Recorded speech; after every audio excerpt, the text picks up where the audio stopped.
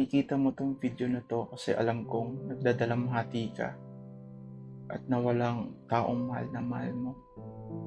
Alam ko kasi nawala din yung mama ko last November and hanggang ngayon miss na miss ko pa rin siya.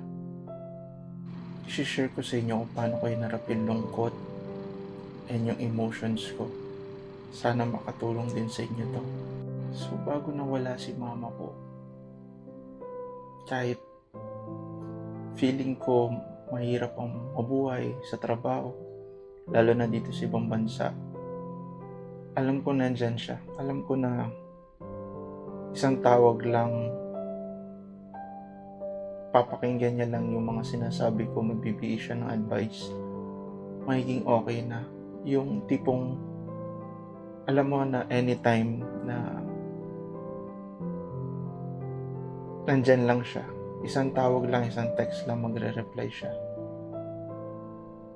Nung nawala siya last November, umikot ang mundo ko. Hindi ko alam kung anong gagawin ko. Nung time na nandun siya sa himlayan, nandun yung mga kamag-anak ko nagbibigyan ng advice, pero ang nasa isip ko, anong gagawin ko?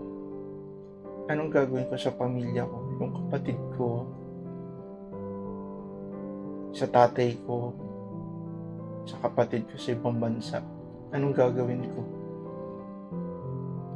Nahihirapan ako dahil lahat yun, si mama ang nag-handle.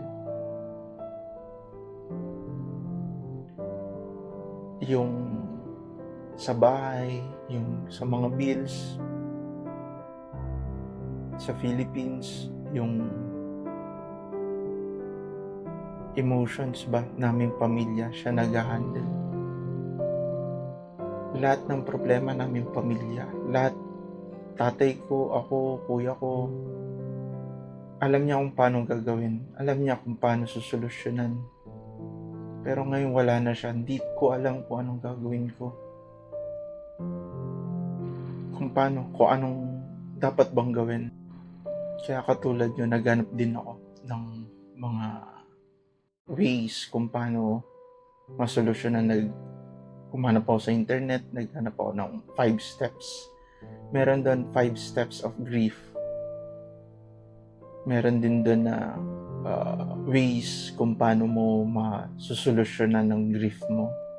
Pero kahit may mga ganon, at the end of the day, malungkot pa rin ako. Araw-araw, after nung mawala si mama, araw-araw, kahit nasa trabaho na ako, bumalik na ako dito sa ibang bansa.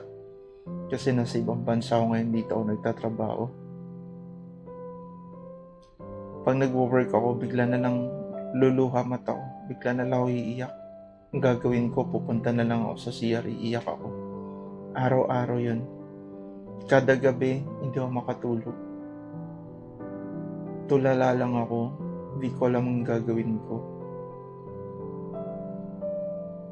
Tapos sa umaga, ganun ulit. Kinabukasan, ganun ulit. Iiyak na naman ako. Isip ako ng isip kung paano ko ahawakan or kung paano ko gagabayan ng kapatid ko, paano ko aalaga ng tatay ko, paano ko i-handle yung situation. Kasi yung kuya ko nasa ibang bansa, may pamilya na rin siya doon. Parang feeling ko ako yung nag-handle din sa pamilya. Kaya parang ang hirap. Everyday, nag-struggle ako ng ganun.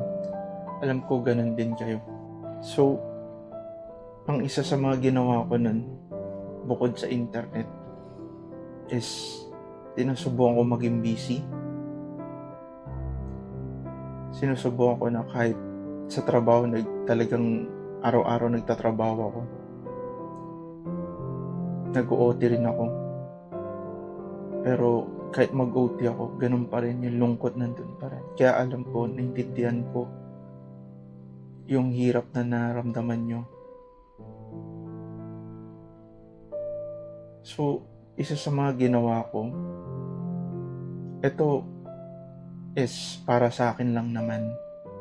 Pero sana makatulong din sa inyo. Kasi alam ko, ngayon is nahihirapan kayo, nalulungkot kayo, di nyo rin alam ang gagawin. Naintindihan ko kasi pinagdaanan ko din yun. Ngayon, hanggang ngayon. Isa sa mga ginawa ko para makamove on is kinakausap ko siya. Oo, kinakausap ko siya. Pagpapunta ako sa work, papunta pabalik, nagluluto ako, naliligo, kinakausap ko siya. Na para bang nandyan pa rin siya. Na para bang anytime magre-reply siya na katulad dati. Parang iniisip ko na nandyan pa si mama, nandyan pa, na ginagabayan niya pa rin kami. Kaya araw-araw kinakausap ko, lagi ko sinasabing gabayan niya kami, nagsasabi pa rin ako ng problema. Isa rin sa ginagawa ko is nagdadasal ako. Kasi iniisip ko na nandun na siya. Kasama na siya ni Lord. Ang Panginoon. Iniisip ko na pag nagdasal ako, every time na nagdadasal ako sa Panginoon, katabi niya si Mama na nakikinig din sa akin. Kaya lagi ko sinasabi, Ma, gabayan niyo kami. Bigyan niyo kami ng lakas, ng loob. Yung tipong simpleng pagdadasal lang ang nasa isip mo, nandyan siya palagi. Isa pa sa ginagawa ko is na-try ko matuto ng bago. Katulad nito, unang post ko ng video with regards to the grief of my mom. Nagtatry ako magsulat. Kasi isa sa mga way para may labas mo yung nararamdaman mo is magsulat ka. Sinusulat ko and yan ginagawa kong video. So, suggest ko din na maggawa kayo ng bago, matuto kayo ng bago para malibang din yung utak nyo, yung nararamdaman nyo. And lastly, malaking bagay ang pakipag-usap din sa pamilya mo.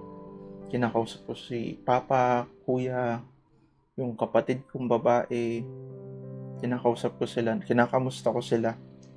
In a way, parang ino-honor pa rin namin si Mama na dapat kahit wala na siya, mag-usap-usap pa rin kami lahat, bonded pa rin kami lahat. Mini-make sure ko na sana sa isang beses o dalawang beses magkausap kami. Kahit online lang kasi yung pamilya ko nasa ibang bansa. Pag nag-uusap kami, para ino-honor na rin namin si Mama. Minsan, nagtatawanan kami kasi pinag-uusapan namin yung mga memories, happy memories. Kasi parang iniisip namin na in a way is pag iniisip namin yung happy memories, naisip namin na nandyan pa rin siya.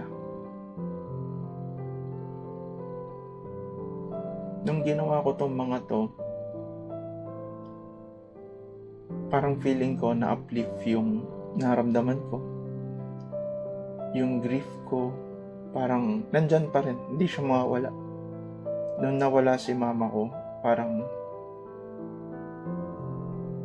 kahit nagtatawanan kami mga katrabaho o kahit yung pamilya ko ngayon, parang hindi pa rin kompleto, hindi pa rin ako fully na masaya kasi wala na siya. Pero dun sa mga ginawa ko, in a way, parang ang magagawa na lang namin, ang magagawa na lang natin is paano i-honor ang memory nila. Katulad ng ginawa ko, kinakausap ko si Mama. Gumagawa ko ng mga bagong bagay na matututunan ko, tsaka kinakausap ko pamilya. In a way, nung ginagawa ko tong mga to, na-uplift kahit pa paano yung nararamdaman ko. And time will heal. Totoo yun. Kasi in a way, parang sinasabi sa akin ni time na kailangan ko mag-move on. Kailangan ko na mabuhay pa rin kahit wala na siya. I still miss my mama. Yung mga tawanan namin, yung mga usap namin.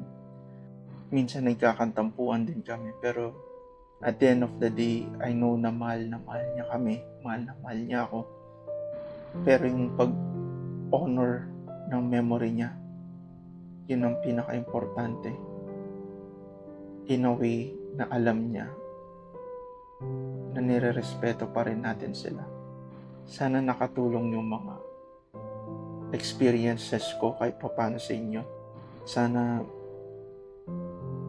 in time mag-heal din kayo. In time mag-heal din tayo. Nandito lang, Panginoon. Nandito lang ako. Pwede kayong mag-comment kung gusto nyo. Magre-reply ako kasi naintindihan ko kayo.